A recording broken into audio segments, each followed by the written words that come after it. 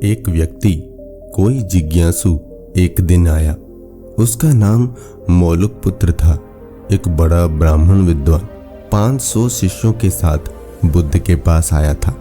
निश्चित ही उसके पास बहुत सारे प्रश्न थे।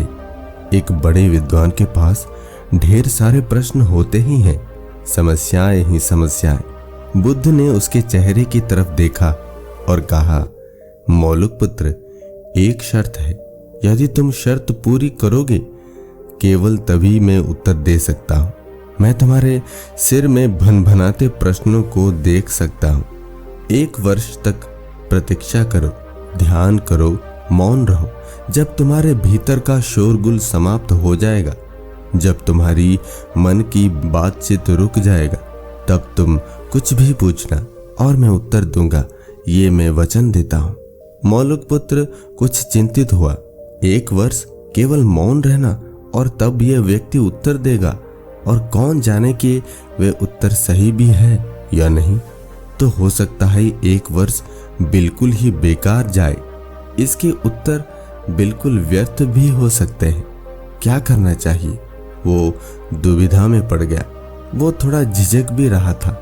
ऐसी शर्त मानने में इसमें खतरा था।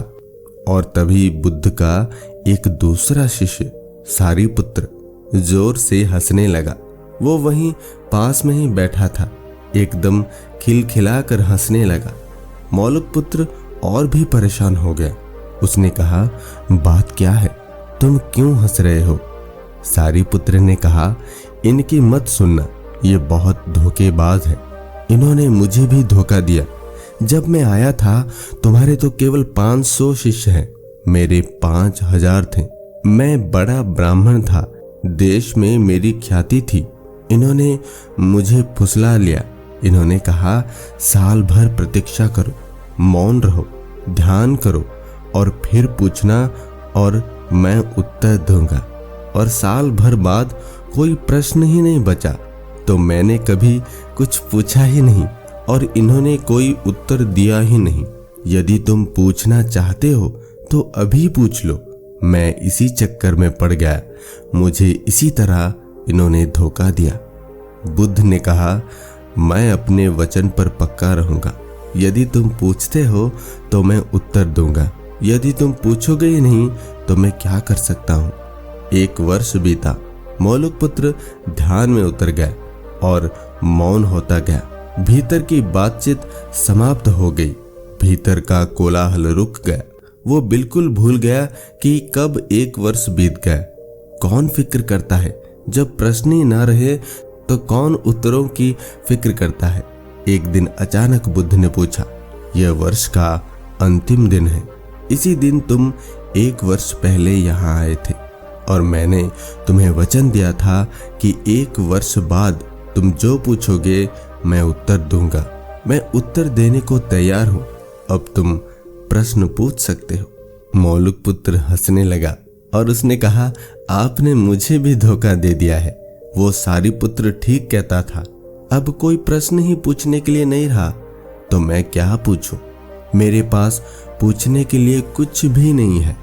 असल में यदि तुम सत्य नहीं हो तो समस्याएं होती हैं और प्रश्न भी होते हैं।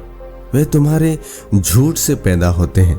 तुम्हारे स्वप्न, तुम्हारी नींद से वे पैदा होते हैं। हमारे मन की एक अवस्था है जहाँ केवल प्रश्न होते हैं और मन की और एक अवस्था है जहाँ केवल उत्तर होते हैं, और वे कभी साथ साथ नहीं होते।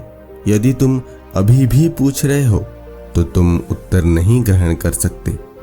मैं उत्तर दे सकता हूँ लेकिन तुम उसे ले नहीं सकते। यदि तुम्हारे भीतर प्रश्न उठने बंद हो गए हैं तो मुझे उत्तर देने की कोई जरूरत नहीं है। तुम्हें उत्तर मिल जाता है। किसी प्रश्न का उत्तर नहीं दिया जा सकता है। मन की एक ऐसी अवस्था उपलब्ध करनी होती है जहाँ कोई प्रश्न नहीं उठते।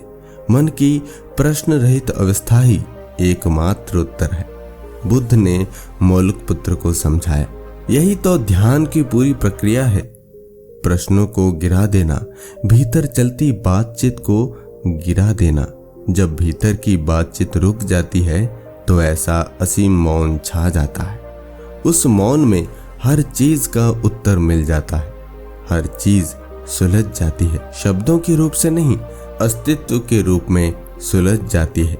कहीं कोई समस्या नहीं रह जाती है। दोस्तों, हम आशा करते हैं कि आपको ये कहानी बहुत पसंद आई होगी। कहानी पसंद आई है तो हमारे चैनल को सब्सक्राइब करना न भूलें। धन्यवाद।